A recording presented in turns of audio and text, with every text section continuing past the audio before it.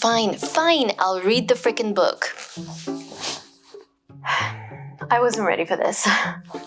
If you're a creative person online, you've probably heard of this book, The Artist's Way by Julia Cameron. It's not a new book, it's very established, and it's very self-confident, and I can't help but be skeptical. But this isn't just any book. You see, on top of being all over ArtTube, it's also been recommended to me personally by my friends so many times, and so fervently. So fine, I'll do it. I'll read the frickin' book.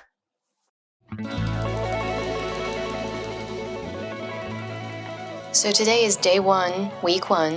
It's Sunday, and I think Sunday is a good day to reset and start things over. I have read chapter 1, so the first thing I need to do to really set up the whole project is to write and sign the creative contract. I think this is really cheesy, I'm not gonna lie. This is my main resistance for this whole book is, oh my god, it sounds so cheesy. But I'm gonna do it, let's see what happens. I'm gonna try to treat this as a practice that is worth my time.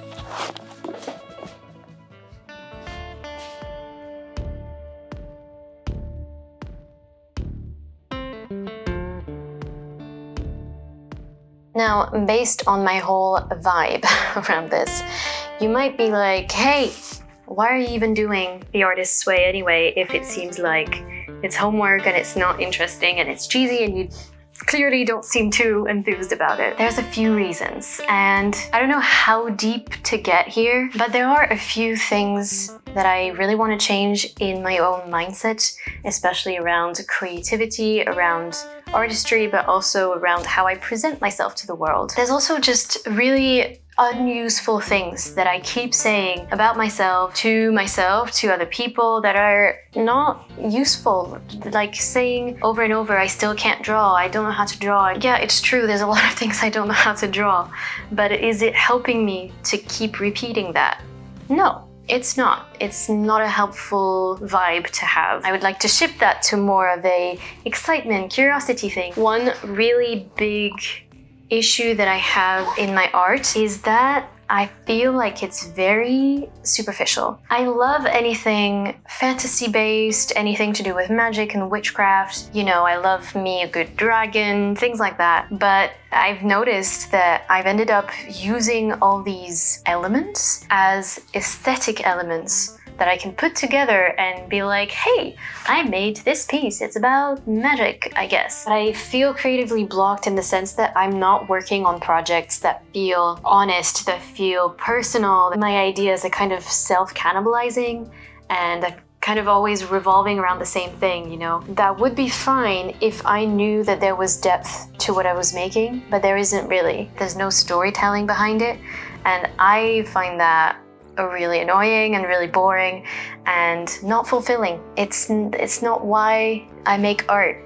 Then again, do I have a good answer to the question, why do you make art? Not really. So it's just a lot of questions that I have, and I think a lot of it is, you know, I am not very familiar with myself, and I'm not very honest with myself and what I'm trying to do, what I really want out of things. I think The Artist's Way is going to be a really good program to help me get out of that mindset.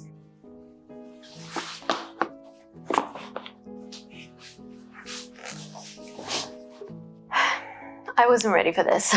When I say I wasn't ready for this, it didn't even take until chapter 1 for me to go, oh my god, this is so true. So yeah, this freaking book is already calling me out. I need to get back to a section that was really important to me and was a big element in me even starting The Artist's Way, but also starting this YouTube channel. This whole section is about shadow artists. Listen to this. Artists love other artists. Shadow artists are gravitating to their rightful tribe, but cannot yet claim their birthright. Very often, audacity, not talent, makes one person an artist and another a shadow artist, hiding in the shadows, afraid to step out and expose the dream to the light, fearful that it will disintegrate to the touch. Shadow artists often choose shadow careers, those close to the desired art, even parallel to it, but not the art itself. Intended artists may become artist managers and derive a great deal of secondary pleasure from serving their dream, even at one remove.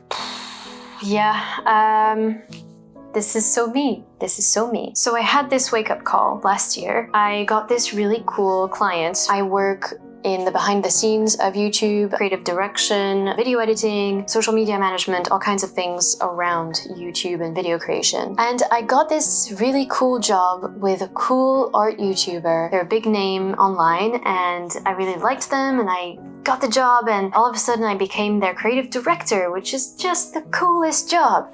And I was so excited about it and I came up with all these cool ideas, and it ended up not working out. They decided not to continue working with me. I don't think through any issue with my work or anything, but rather like they just needed something different. But that's when I was like, hold on a second.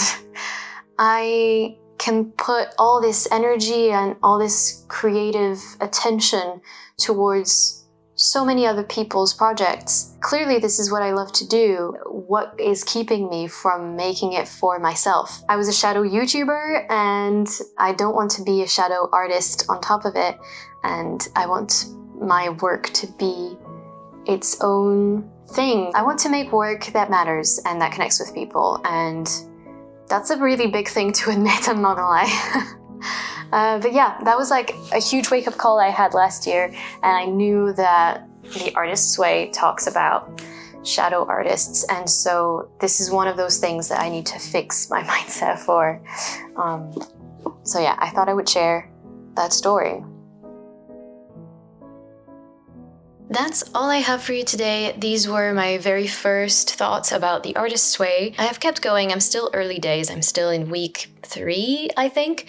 So let me know if you have any questions about the book, if you want more videos about it. And as you can see, there is some actual artwork related content coming for you next. I have received my stained glass tools and actual stained glass to work with, so I'm going to be so excited to share that with you next video.